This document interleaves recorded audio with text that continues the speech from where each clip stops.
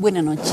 Bienvenidos a un nuevo programa de cursos, espacios de entrevistas, charlas, conferencias del Centro de Estudios Superiores Universitarios de la Universidad Mayor de San Simón.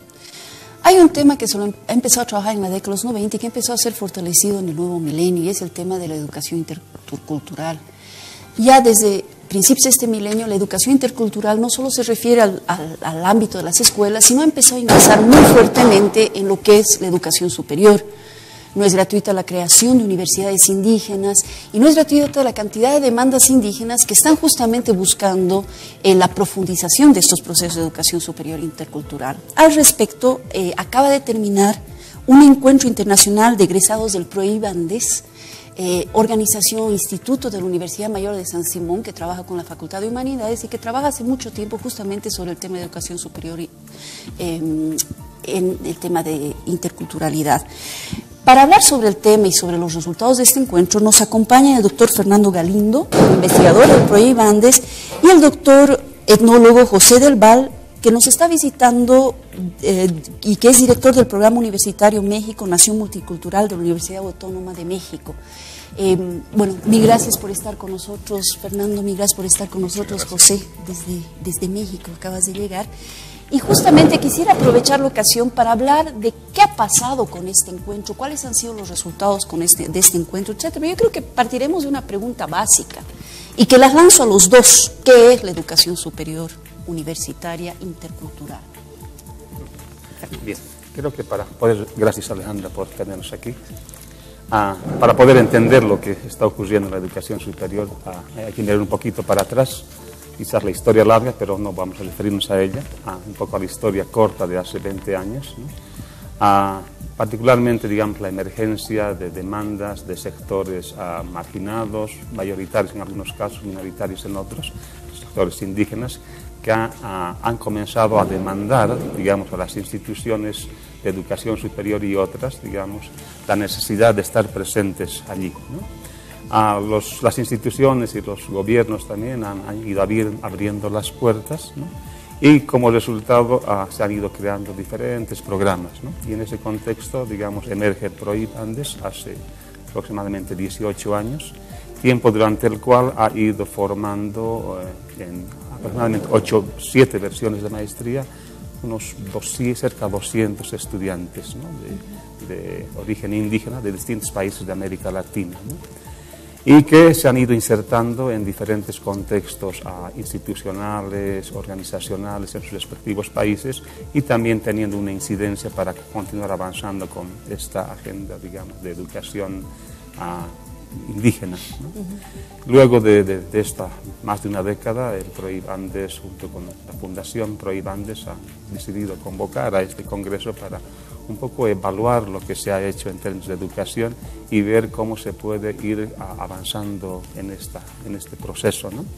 Fruto de eso, durante estos últimos, se ha hecho esta reunión de 3 días, a la cual también tenemos visitantes como José, y esperamos que de esta reunión puedan salir, digamos, varias ideas que permitan ir trabajando de manera conjunta, ¿no? Es decir, hay grupos, hay redes nacionales, pero creo que lo importante es ir articulando una red internacional que junto con otras redes también se pueda continuar avanzando en esta agenda, digamos, de responder a las demandas, digamos, de sectores sociales indígenas y otros también, ¿no?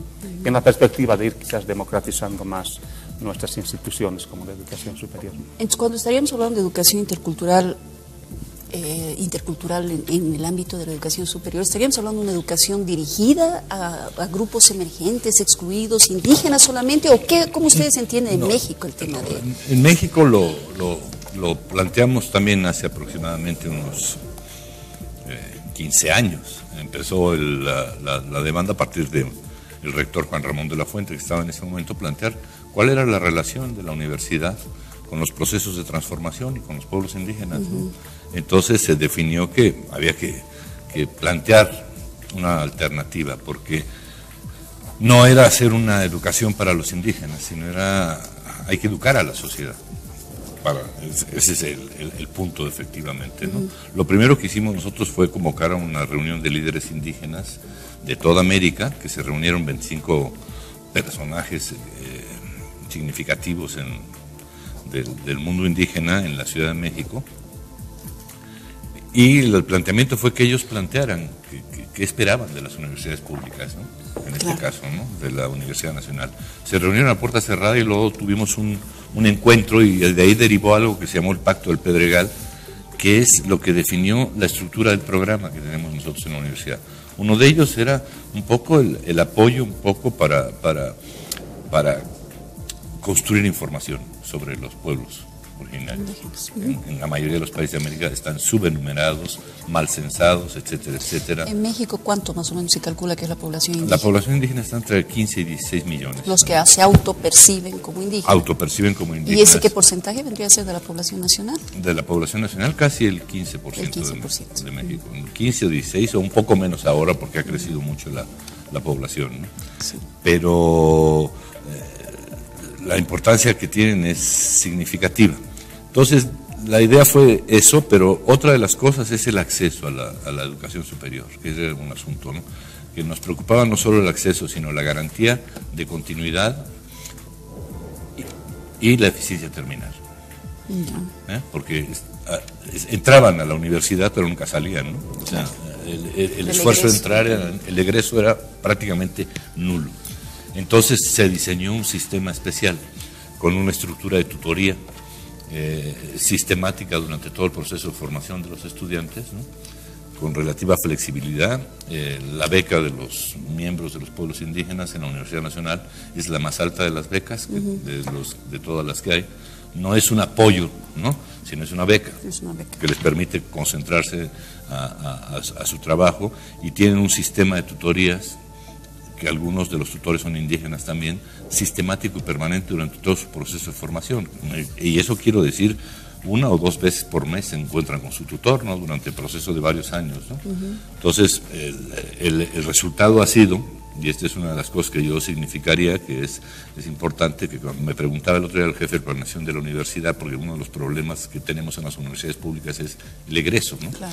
Que es, me decía, ¿qué nivel de deserción tienen en el programa? Y nosotros, la estadística, le digo, pues estamos preocupados porque tenemos entre el 3 y el 5%. Me dice, mínimo, ¿qué? Mínimo. Eso no es eficiencia terminal plena, podemos decirlo así, efectivamente. Por eso, porque el proceso de acompañamiento a los estudiantes garantiza un poco que los problemas que tiene todo muchacho, pero particularmente uno que viene de un pueblo que no es de la ciudad, etcétera, etcétera, está siendo como articulado con un proceso de interlocución, de interculturalidad continua, permanente, ¿no? Claro. Y apoya en ese sentido. Ahorita tenemos 700 becas, van a ser 1000, y tenemos ya 180 y tantos muchachos egresados, ¿no? Y cuando uno dice, ¿en qué carreras? Pues hay 38 carreras en las que se reciben. Tenemos recibidos gente en mecatrónica, en física, doctores, claro, también, maestros, sí, pero en todas las carreras, efectivamente, ¿no? Serían 2 sistemas de apoyo, por un lado la beca y por otro lado la tutoría. Sí, pero el acompañamiento tutorial. Sí, es un solo paquete, sí, porque cada vez que solicito ampliación del sistema de becas, tienen que ampliarse los tutores y todo, porque si no, si metemos la beca se convierte en, no da esos resultados, ¿no? O sea, estos sistemas un poco, que es lo importante, que articulen este tipo de cuestiones. Yo creo que eso es importante. ¿Y en cuántos años por carrera más o menos ustedes calculan por alumno? Por alumno, pues depende. Si los agarramos en bachillerato, que es la preparatoria en México, pueden ser 6 o 7 años. Y si lo agarramos en la carrera, 4, 5 años.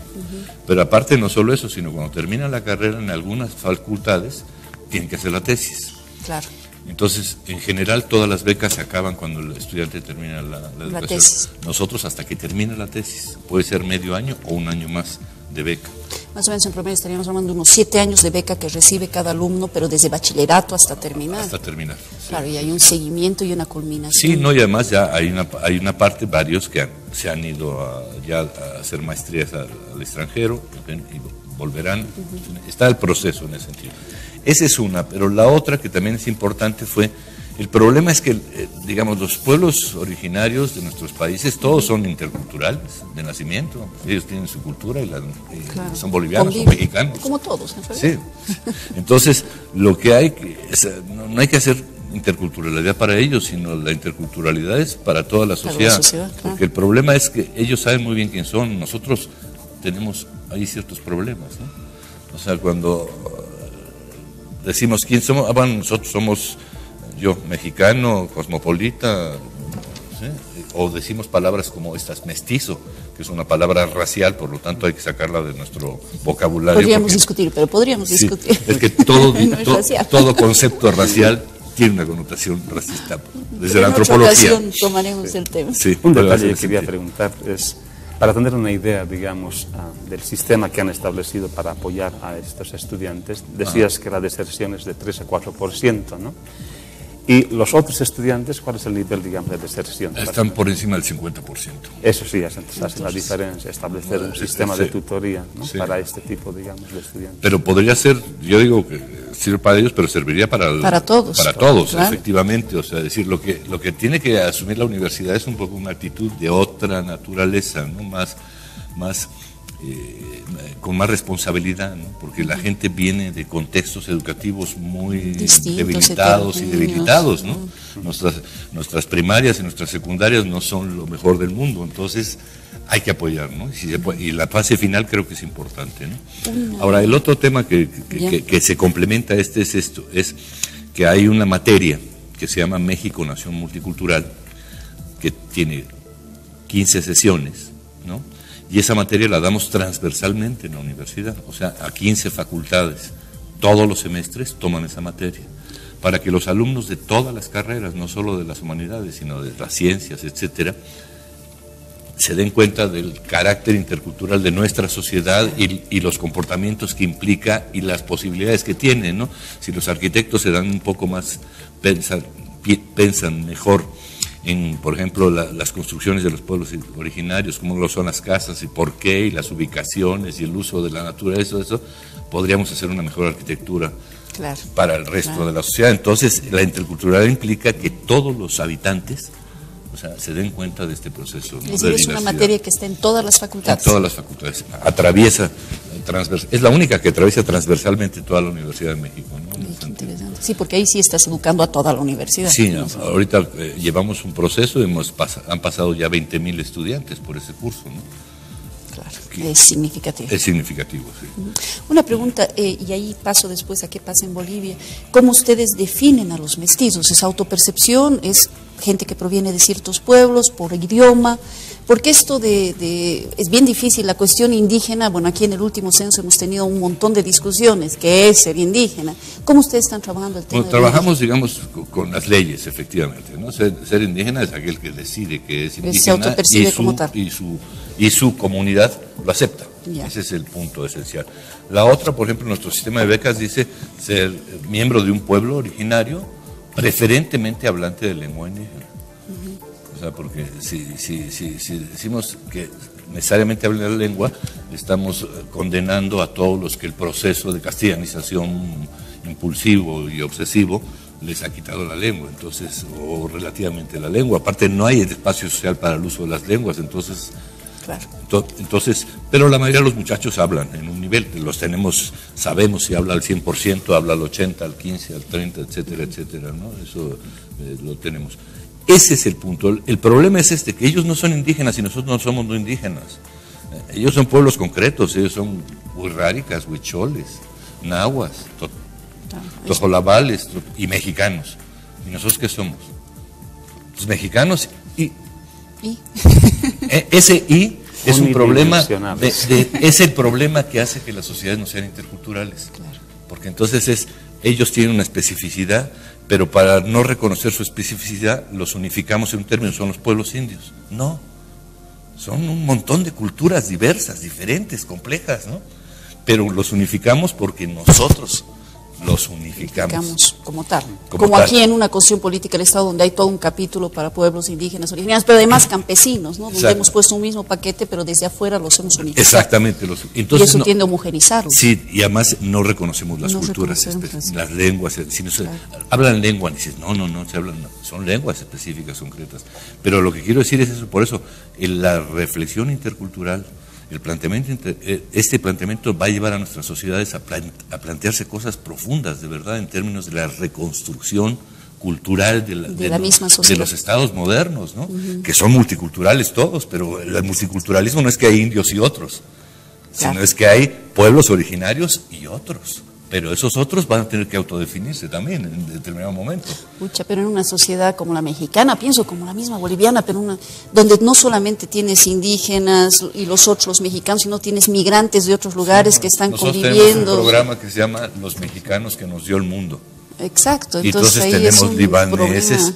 Lo que pasa es eso, pero digamos, los mexicanos que nos dio el mundo, dicen son mexicanos, pero no son así, porque son libaneses, son españoles. Y tienen tradiciones, consumo, se casan entre ellos, en fin, hay unas lógicas culturales de la sociedad, no son así ciudadanos modernos, ¿no? Individuales, no. Las sociedades son mucho más complejas. La idea es un poco que la interculturalidad nos permite acercarnos a la complejidad verdadera de nuestra sociedad y retirar un poco, empezar a retirar ciertas trabas de mirada, ¿no? Claro. Porque si no, por ejemplo, en México, si los indios son los pobres, no aportan nada, no tienen nada, efectivamente. Pero resulta que el 30% de las remesas que le entran al país viene de pueblos indígenas. Vienen de pueblos indígenas y estamos hablando de 7.000 millones de dólares todos los años. Entonces, es decir,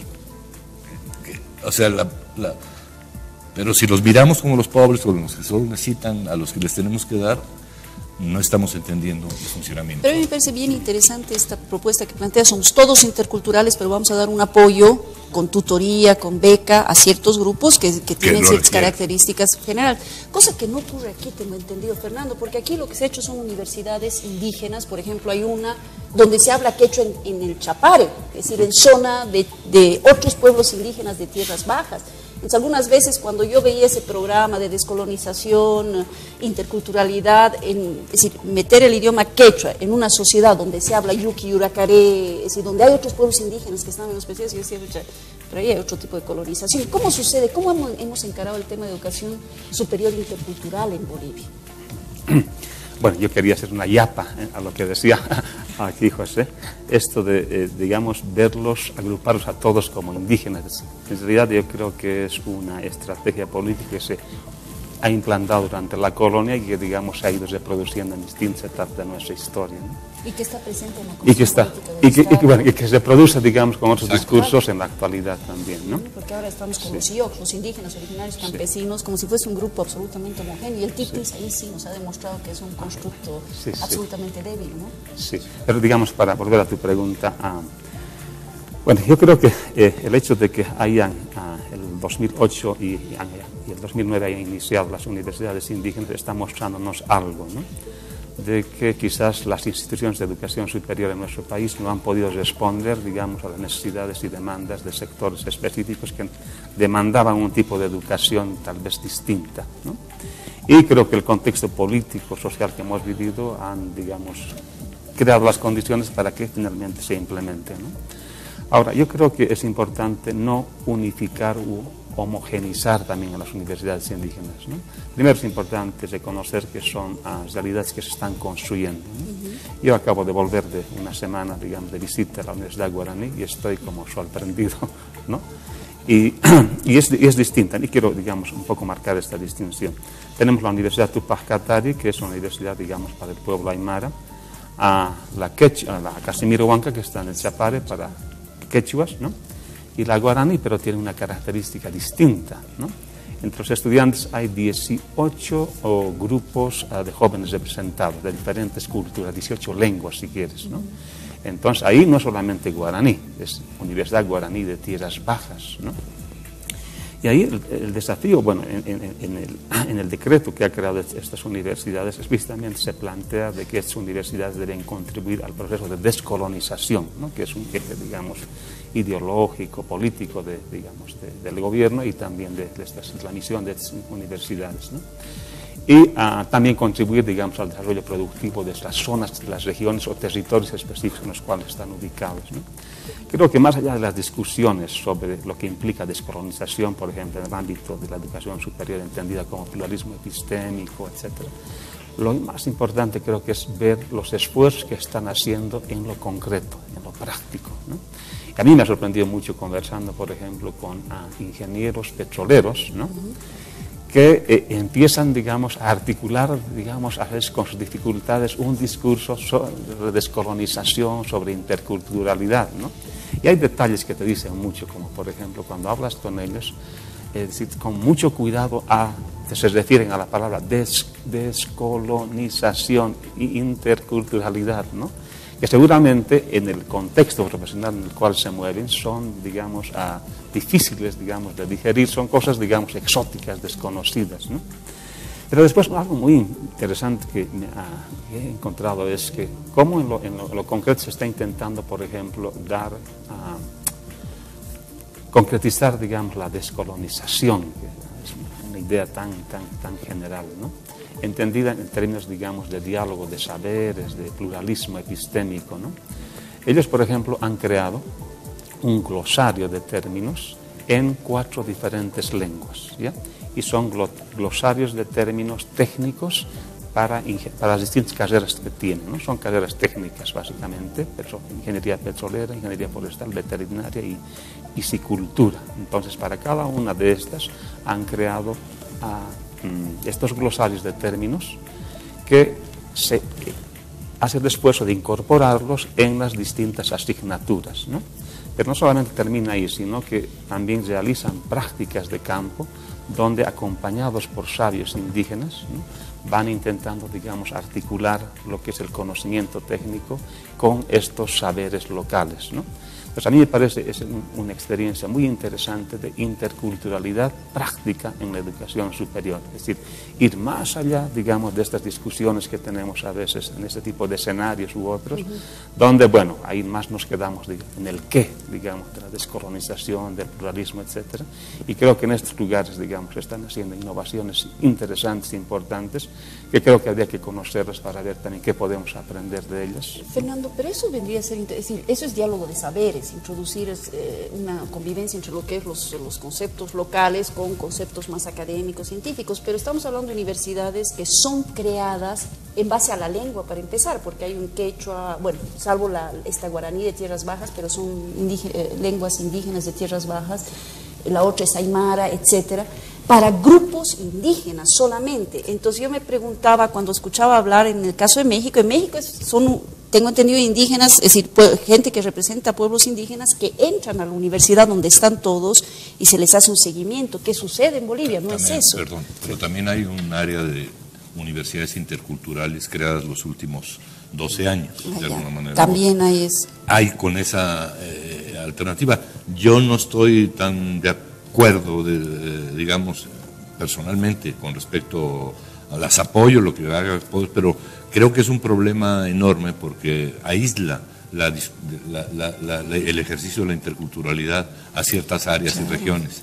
No la generaliza en la sociedad. Es que ya no es interculturalidad como tal, ¿no? Sí, son diferentes y por lo tanto se entra en una universidad diferente y no corremos el riesgo de ampliar, en vez de que haya una interculturalidad realmente, ampliar la tendencia a separar la sociedad. Ellos son indígenas, nosotros no somos indígenas. En términos históricos es un proceso necesario. O sea, que tengan sus universidades propias para de ahí pasar adelante a tener los elementos para interculturalizar, porque el problema de la intercultura, ellos no tienen los elementos porque hay que formarse con los elementos conceptuales para entonces dialogar en ese sentido. Entonces yo creo que como proceso es pertinente que se creen espacios propios específicos para que después generalicen su presencia a nivel de sí. Ahora, si se quedan aislados, no, evidentemente no. Porque sería el riesgo de aislar no de continuar con la colonización de alguna manera, pero de otra manera. Claro, sí. Pero el valor, yo creo que está en estas experiencias, es el hecho de que se están intentando darle forma concreta a estas propuestas tan grandes que tenemos, estas ideologías, ideas, ¿no? Creo que eso va a ser importante para poder, digamos, enriquecer nuestra propia discusión. Una práctica concreta que tenía que ver con cuánto nivel de egreso tenemos, o recién están empezando, ¿no? En realidad, en agosto, el 2 de agosto de este año, es decir, son 5 años de su creación, van a empezar a ser los primeros egresados. En el caso de la Universidad de Guaraní Tierras Bajas, son aproximadamente 32 a 36 que van a egresar de las distintas carreras, ¿no? Y además van a escribir su tesis en lengua originaria, ¿no? Porque la lengua sí es importante en estas experiencias, ¿no? Sí, en carreras técnicas es todo un desafío, además, ¿no? Sí, por cantidad de términos. Sí. Claro, ahora otra cosa es, digamos, la realidad de nuestras universidades, ¿no? Es decir, ahí, porque digamos... tú has trabajado en una universidad como San Simón, entonces, ¿cuál ha sido la experiencia? Bueno, aquí yo creo que la realidad es distinta, ¿no? Creo que una primera etapa, básicamente, el PROIB ha intentado, ha sido como una especie de isla, ¿no? Pero una isla aquí, pero con, digamos, un efecto más importante fuera, digamos, de este contexto, algo que parece que es una dimensión estructural en nuestro caso, donde cosas que se hacen, digamos, tienen más resonancia fuera que aquí dentro, ¿no?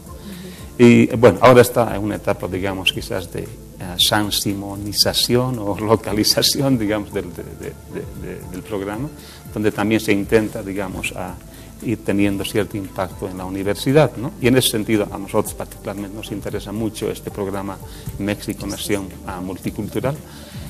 Ya en el PROIB se ha estado conversando la posibilidad, digamos, de establecer una especie de cátedra de materia transversal y que bueno, vamos a aprender mucho, creo, de ustedes y también vamos a, yo creo, concretar, plasmar toda esa experiencia y conocimiento acumulado, digamos, sobre pueblos indígenas, diversidad, interculturalidad, digamos, de estos años.